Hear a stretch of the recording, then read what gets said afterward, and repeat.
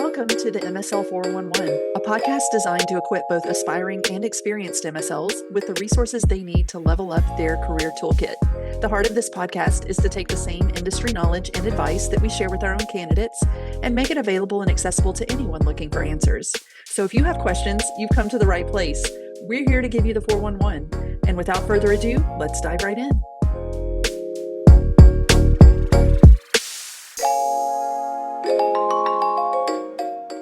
Welcome back to MSL 411. We have a really great topic for you guys today, and we're actually just going to dig right in. It's one of my actually favorite topics, and we're going to be talking about stepping stone roles. So we hear a lot about from candidates about whether they should take a stepping stone role to get into medical affairs. And I think it's such a really great question, and there's a lot of different ways you can look at this. And so I think this is going to be a great topic today. So I want to get started. We're going to focus first on post-academia experience that can kind of help you as a stepping stone. So Ashley, we hear from a lot of candidates who are planning and trying to get into an MSL role who are always asking questions about how to make themselves more competitive. And I think it's a really great question.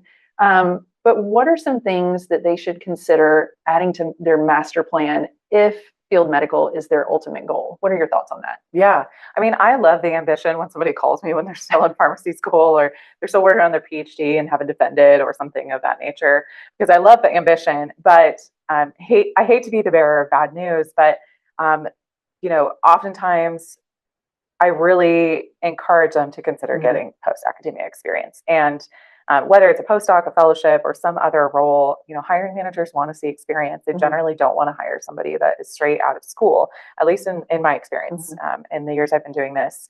Just to give a couple of examples, I placed someone in their first MSL role at a big pharma on a team with a drug that had tons of studies going on across the country. And he had experience working on those studies as a clinical research coordinator at Emory. And so I was able to leverage his background and his experience with their drug to say, not only is he interacting with your MSLs, or has he in the past, but he's interacted with your drug. He knows it well. He's got all this clinical research experience, this real world life experience. I think he's a great candidate for what you guys are looking for, what you're needing, and the phase of the product where it's all at. He was intimately familiar with that customer experience because he was the customer. And, being on the receiving end of that MSL's work, he was able to leverage that and talk about it in his MSL interview, which is a key element of, being able to not only talk about what the job is and demonstrate you have an understanding of the MSL role, but being able to talk about your experience and use that lingo and language because you're in the thick of it. So I really love working with those candidates. Those are the ones that, in my experience, are the ones that are going to get those entry-level positions because they are able to interview well, speak from experience, and they've got that real-world experience. So I highly encourage people to consider those opportunities when they're in school. They know the MSL role is their path. Seek out those fellowships, those postdocs. I love talking to candidates that are wrapping up their medical affairs fellowship. They're close to reaching that 2-year mark or 1 year, whatever it may be, because these are people who really got to understand the MSL role pretty much as close as you can without actually being in it. Because a lot of times you're working one-on-one with the MSLs. You're able to shadow them on their calls and then also on like the pre-call planning calls. Or the wrap-up calls afterwards, where you are disseminating that information back to your company. You're pulling those insights out. You're getting to see the insight process afterwards. I had one MSL. She described it that you can really function as close to being a part of the team without actually being on it, and you can learn the types of conversations that the MSLs are having, and that is so different than other field-facing roles because you interact with these different elements of medical affairs all together within that fellowship process versus somebody who maybe just was working in medcom or just was working in medical information. They only have that one experience to draw from, but in the fellowship, you're usually hitting all of them, several different areas of medical affairs. And so it's really such great perspective that you gain in that fellowship process and being a part of the different elements of medical affairs. Those are all things that, again, you're speaking to in the interview process and demonstrating to them that you have a more comprehensive understanding of how the MSL fits into the medical affairs puzzle because you have that more of that internal perspective versus the external perspective. Like the example I gave before about the guy who was working in the clinical research coordinator position who only ever interacted with the MSLs. So it really gives you that well-rounded experience. So I love working with candidates coming out of the fellowship. Highly, highly recommend it. I do think they go on to be great MSLs. Yes. Other experiences, just thinking back to when we had Zach on a few weeks ago, he worked at the College of American Pathologists, and not that all of you can go out and do that. That kind of a position gave him great experience working with KOLs, having that scientific exchange, learning how to speak the language, the lingo, and working with KOLs at top institutions too. So you're walking in the door to your MSL role organization already having had that kind of engagement before. He worked on, I think he was talking about in the episode, I think he was talking about working on like treatment plans or SOPs with the KOLs. That level of dialogue and that scientific exchange is going to translate so well into your interview process in a way that you just simply can't learn that without having that real world experience. And so I really love working with candidates that have gotten to work with KOLs in the past. I think that really helps them round out some of those skills and allows them to be a good competitive candidate in the competitive market. Yeah. So that's my 2 cents there. Good advice. Very good advice. And I definitely have some good tips for people who want to learn more about fellowships. Yes, and give us the tips. Yes. So first, probably you're going to want to take a look at some of the bigger pharma companies, just because they have the resources to have these kind of programs. Your small to mid-sized pharma companies are running a little bit tighter, on a little tighter manpower, and so they maybe don't have these programs. But your companies like Pfizer, like AbbVie, like J&J, maybe Gilead, AbbVie, check those out, because a lot of times those companies have fellowship programs and they're great opportunities. And so it's a great place to get started if field medical affairs is your ultimate goal.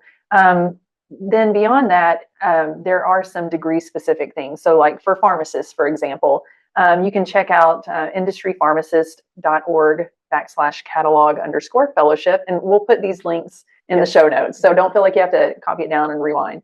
And the ACCP, the American College of Clinical Pharmacy, or the Academy of Managed Care Pharmacy. Those are just a couple that you can check out to see if they have some great programs that you can be involved in. So I've also seen some candidates come from the BioNJ Pharmaceutical Fellowship Program. Now, again, so I mean, we see that name. So I know it's one that's out there that's very reputable. So you might check that out too.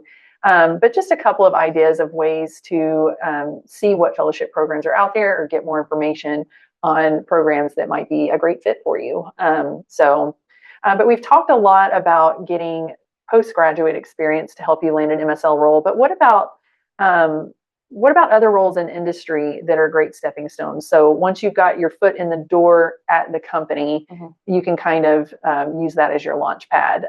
So for example, I've seen people ask about whether they should take a sales position as a way to move into an MSL role. Get in with the company, work in sales, then eventually move over to an MSL role. Is that something hiring managers like to see, do you think? Or should they target other areas of medical affairs, some of these other, medical writing, med info, things like that? What are your thoughts? Yeah, great question. And kind of the reason that we came up with this idea for the episode was a conversation I had with Nick, who runs the MSL Reddit, and this is a question that comes up a lot in that page. And so we wanted to talk to both sides, the people that are coming out of their education, they're wanting to move into the role, and then this other side that you mentioned where they are thinking about, well, let me get my foot in the door. So what I would say is, MedCom, MedInfo, these provide great perspective to MSL role because you're kind of working alongside them, but in a different category. There's also the managed care route, like you said, that some pharmacists will get their start in and then move over to the MSL role, or kind of stick on that path in time. But I would generally say with sales specifically, going into sales with the express intent of moving over to the MSL role is not the best path. And I fear that you're going to run into a lot of pushback in the interview process, especially the longer that you stay in that role. I was talking to somebody who actually did this recently. Her and I connected. She was referred to me by a longtime MSL, and connected with her. And she told me about her intent to get into industry. And I didn't have anything for her at the moment, but I called her just within the last month or so to check in with her, see how the MSL role has been going. She's since transferred the MSL role, but she started with her company in a sales role. And so I asked her, how that experience was for her, like what that looked like in her individual situation. And she kind of said the same thing. It's because she made that transition quickly in like under a year or just about a year, something along those lines. She felt like that really helped her because she was getting grilled in an interview of that fine line between commercial and medical affairs. Do they really understand it?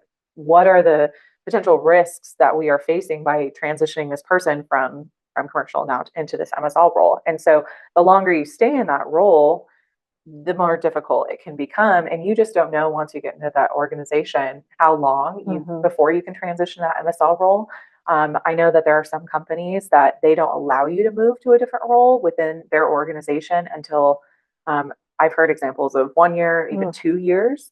So do you want to be in a sales role for 2 years before you transition over? Because that's a long time and that's a lot of questions that are going to be invited in about making that transition. So the pro, of course, is you get your foot in the door with the organization, but the con is you're going to deal with some difficulty about that hard line.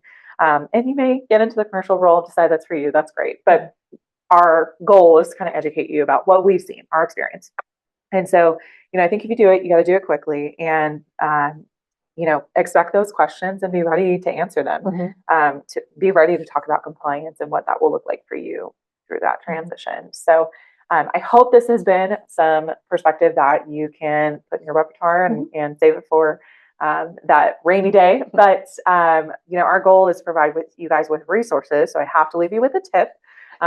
We have the links that Linda mentioned we'll include in the show notes. But one more tip that I wanted to give you from an MSL I was talking to who I knew her in her fellowship. She's now in an MSL role. I was talking to her about preparing for this episode, and she was like, you guys have to tell your listeners about this great website. It's called A27P, as in pharmacist.com, A27P.com. And it's great. It's kind of got like a how-to of finding, identifying, and applying for a fellowship. So check it out, see if it's a helpful resource for you. Please text us via the link in the show notes if you're listening on Spotify. We would love to hear from you guys. Just a reminder, you guys are reaching out to us. We can't see your phone number and we can't see your names. If you don't tell us, we can't respond to you. But we'd love to engage with you. Message us on LinkedIn. If you want to message us anonymously, that text link is there for you.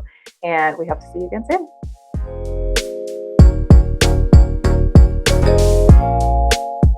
Thanks for tuning in. If you enjoyed today's episode, don't forget to share the link, let your friends know, and of course, connect with us on LinkedIn. And if you want more information on today's topic, please feel free to reach out. Be sure to check back soon as we continue to explore the topics that matter most to you in medical affairs.